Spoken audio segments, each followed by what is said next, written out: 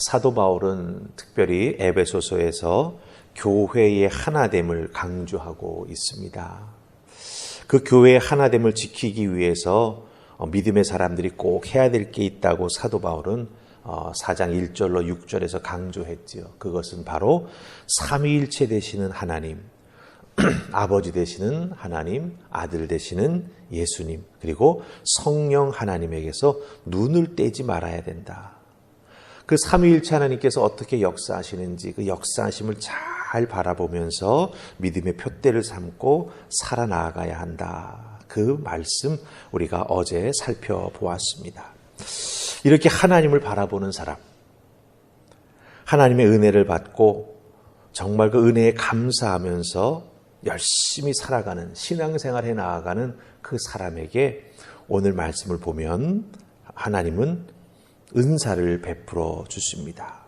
하나님을 바라보면서 하나님께서 주시는 은혜 가지고 뜨겁게 신앙생활에 나아가는 믿음의 사람들에게 우리 하나님은 은사를 주신다라고 하는 거예요. 이 은사를 가지고 하나님의 몸된 교회를 섬기며 세워나아갈 때 그 은사가 구체적으로 교회의 섬김의 자리에서 뿌리를 내리고 자라게 되면서 은사의 열매가 맺혀지게 됩니다. 그 은사의 열매가 맺혀지게 될 때 교회는 교회의 사명을 잘 감당하게 되는 것이지요. 이 주님의 은혜에 따라 은사를 받게 될 때 주님의 몸된 교회를 위해 어떤 사람으로 세워져 나아갈까라고 하는 게 참 그 은사의 마지막 열매의 귀한 모습입니다. 내가 은사를 받아서 열심히 봉사했는데 그 봉사한 내가 교회 안에서 어떤 모습으로 세워져 나아갈까라고 하는 거죠. 이건 단순히 직분을 받는다라고 하는 의미가 아닙니다. 은사를 가지고 주의 몸된 교회를 열심히 섬겼을 때 내 은사의 섬김의 열매가 교회 안에서 어떤 모습으로 세워져 나아가느냐라고 하는 것입니다. 사도 바울은 그 세워지는 모습을 분명히 이야기해 주고 있습니다. 우리 11절 말씀 보십시다. 11절 다 찾으셨습니까? 우리 같이 읽습니다. 자, 시작. 그가 어떤 사람은 사도로, 어떤 사람은 선지자로, 어떤 사람은 복음 전하는 자로, 어떤 사람은 목사와 교사로 삼으셨으니. 아멘. 자, 11절 보면은 그 성령의 은사, 하나님께 주시는 은사를 받아서 열심히 봉사해서 교회 안에서 세워지는 사람들의 모습이 나옵니다. 어떤 자들입니까? 사도와 선지자와 복음 전하는 자와 목사와 교사다. 이렇게 말하고 있습니다. 여러분들이 여기 나오는 하나하나의 명칭을 보면은 사도, 선지자, 복음 전하는 자, 목사와 교사 다 하나님의 말씀과 관련됐다라고 하는 걸 발견하게 됩니다. 하나님의 말씀을 전하거나 하나님의 말씀을 가르치거나 말씀 가지고 양육하는 자, 이렇게 하나님은 은사를 통해서 교회에서 섬기며 나아갈 때 제일 먼저 세우시는 자들이 누군가? 바로 하나님의 말씀을 가지고 교회를 섬기며 또한 사역해 나아가는 자들을 세워주신다라고 하는 거예요. 이 말씀의 사명을 받은 자들이 잘 교회를 위해서 은사를 가지고 더 열심히 섬겨 나아가게 될 때 교회는 든든히 세워집니다. 근데 여기서 우리가 의문이 생기죠. 우리가 알고 있는 것 있지 않습니까? 성령의 은사는 이렇게 말씀과 관련된 것만 있는 게 아니지요. 방언도 성령의 은사입니다. 치유도 성령의 은사입니다. 예언도 성령의 은사입니다. 교회에서 신령한 리더십을 발휘하는 것도 성령의 은사입니다. 그런데 왜 사도 바울은 에베소 교회에서 하나님의 몸된 교회의 하나됨을 지켜나가라고 말하면서 말씀과 관련된 은사의 세워짐에 대해서만 이야기할까라고 하는 거죠.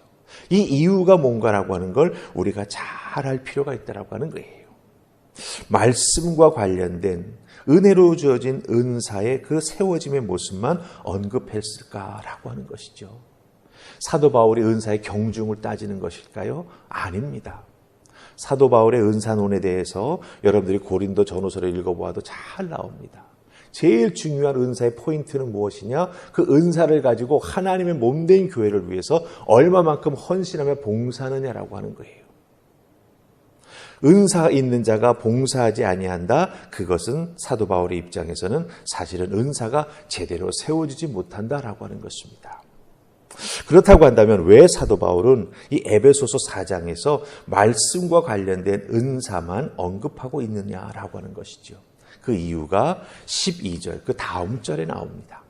우리 한번 12절 같이 읽어볼까요? 찾으셨습니까? 크게 읽습니다. 자, 시작. 이는 성도를 온전하게 하여 봉사의 일을 하게 하며 그리스도의 몸을 세우려 하심이라. 아멘. 예. 말씀과 관련된 은사를 통해서 먼저 중요한 것을 세워나가야 되기 때문이죠.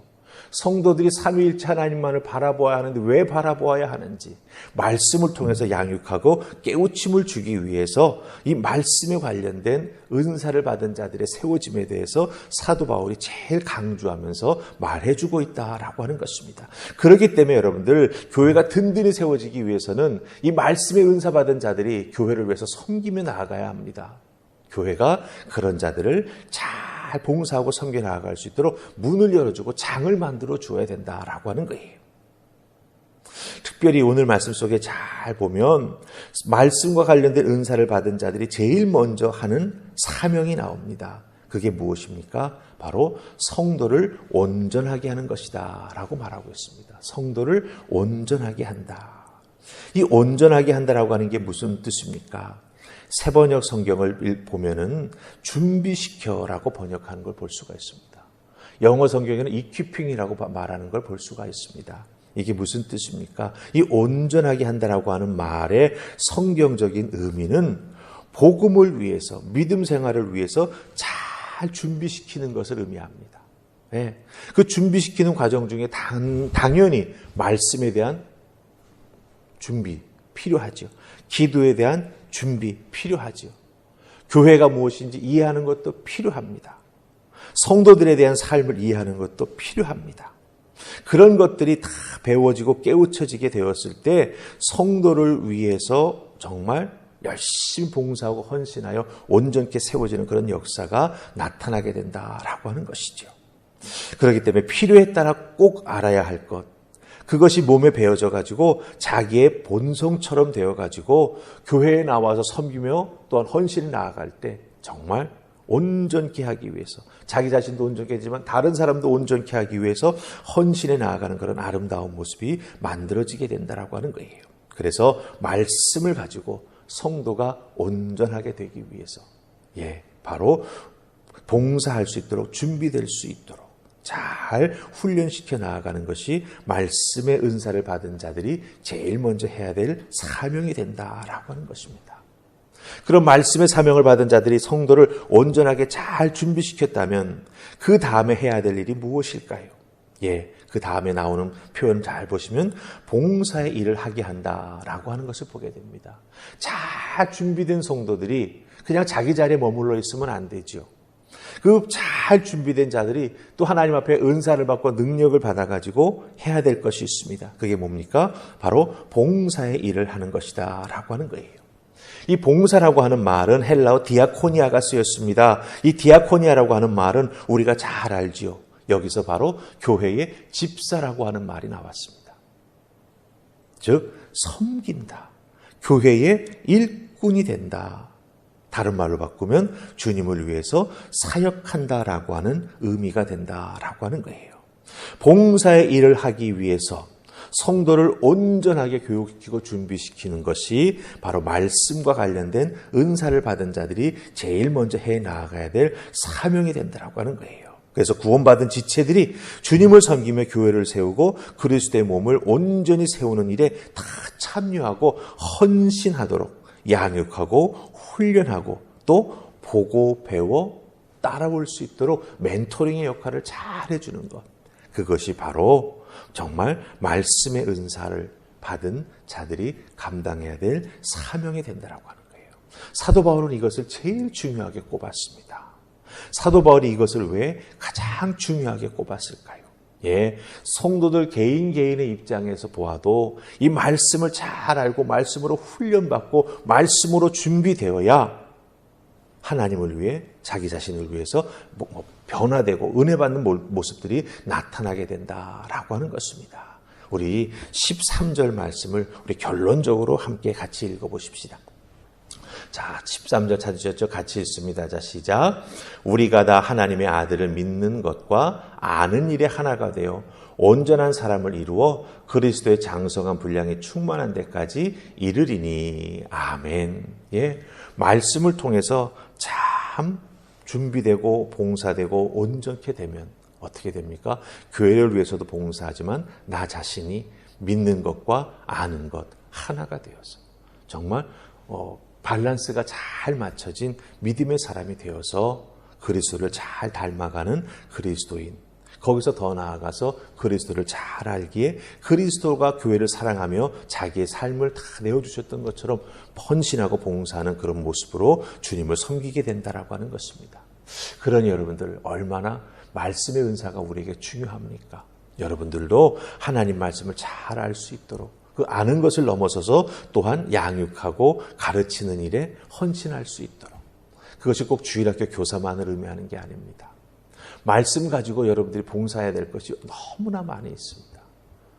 목장에서 또한 주일학교 교사로서 또한 하나님 말씀을 전하는 일에도 말씀의 은사를 받은 자들이 다 필요하다라고 하는 것 꼭 기억하시고 여러분들도 은사 받은 대로 교회를 위해서 잘 섬겨 나아가는 귀한 모습이 있기를 주님의 이름으로 축복합니다. 아멘.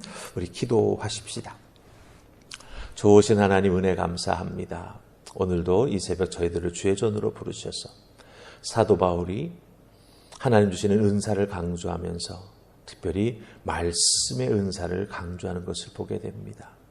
이 말씀의 은사를 받은 자들이 교회에서 다양한 모습으로 섬기며 다양한 모습으로 헌신해 나아갈 때 많은 믿음의 사람들이 온전하게 됩니다. 신앙생활 잘 할 수 있도록 준비가 됩니다. 준비된 믿음 가지고 하나님을 예배하며 헌신해 나아갈 때 봉사일을 하게 되면서 주의 몸된 교회를 든든히 세우게 됩니다. 이런 아름다운 선순환이 우리들의 교회 안에 가득하게 하여 주시옵소서. 배우고 가르치고 깨달아 하라. 내가 변화되어 또 누군가를 양육하고 또 누군가를 말씀으로 붙잡아 줄 수 있는 아름다운 모습. 그런 교회는 흔들리지 않습니다. 그런 교회는 제자들이 계속 만들어줍니다. 그런 교회는 계속해서 주의 은혜를 통하여 흥왕하는 교회가 될 줄 믿습니다. 주여 도우셔서 그런 아름다운 모습이 우리 교회 안에 가득할 수 있도록 하늘의 은혜를 더하여 주시옵소서. 오늘도 주신 말씀 꼭 붙잡고 믿음 안에서 승리하는 우리 모두가 될 수 있기를 소원하옵고 예수님 이름으로 기도하옵나이다. 아멘.